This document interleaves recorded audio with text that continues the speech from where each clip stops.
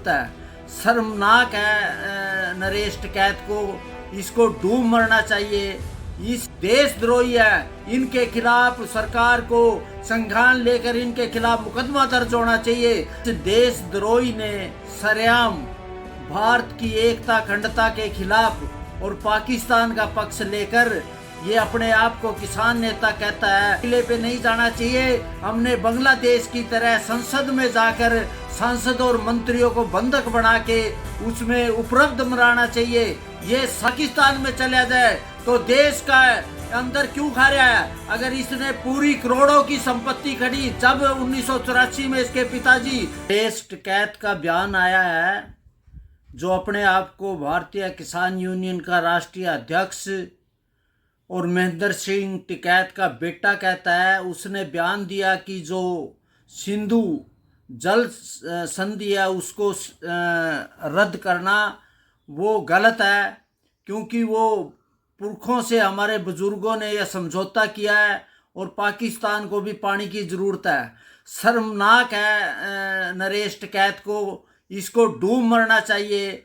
इस देशद्रोही ने सरेआम भारत की एकता अखंडता के खिलाफ और पाकिस्तान का पक्ष लेकर ये अपने आप को किसान नेता कहता है, इसके खिलाफ मुकदमा दर्ज होना चाहिए।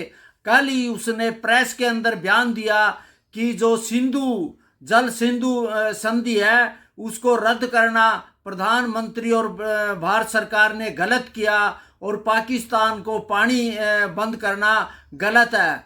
क्या इससे ज़्यादा अनैतिक और गैर संवैधानिक बात नहीं हो सकती? इस देश का खाता है, इस देश को किसानों का अपने आप को प्रतिनिधि कहता है, किसानों को बरगलाता है।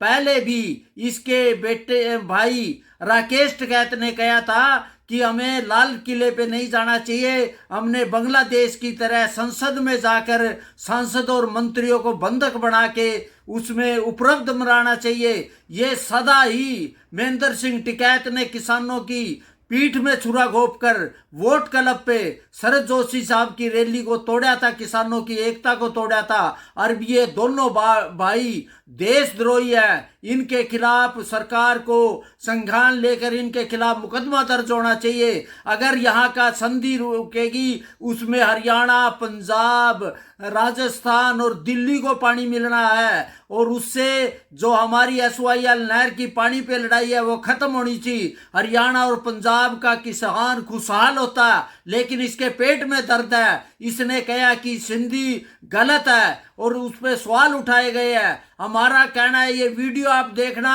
जहां भी होगा, इसने नरेश टिकैत ने सरेआम पाकिस्तान का पक्ष लिया, तो फिर यहां रहने की क्या जरूरत है? ये पाकिस्तान में चला जाए तो देश का अंदर क्यों खा रहा है? अगर इसने पूरी करोड़ों की संपत्ति खड़ी, जब 1984 में इसके पिताजी भारतीय किसान यूनियन में आए तो उसके पास सिर्फ 11 बीघे जमीन भी पलियान खापने दी थी।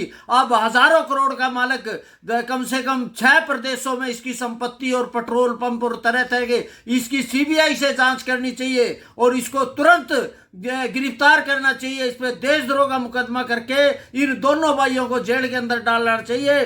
देश की एकता अखंडता तभी बचेगी, इस तरह के गद्दारों को मुंह तोड़ जवाब देना पड़ेगा।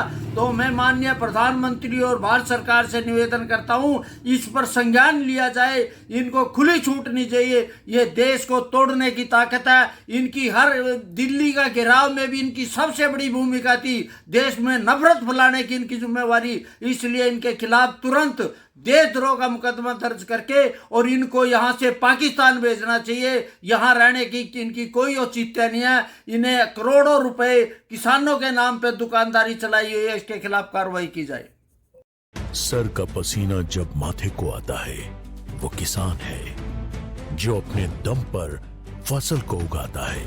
आन है, बान है, शान है, किसान है। किसान इंडिया, चलेगा हल, बढ़ेगा बल।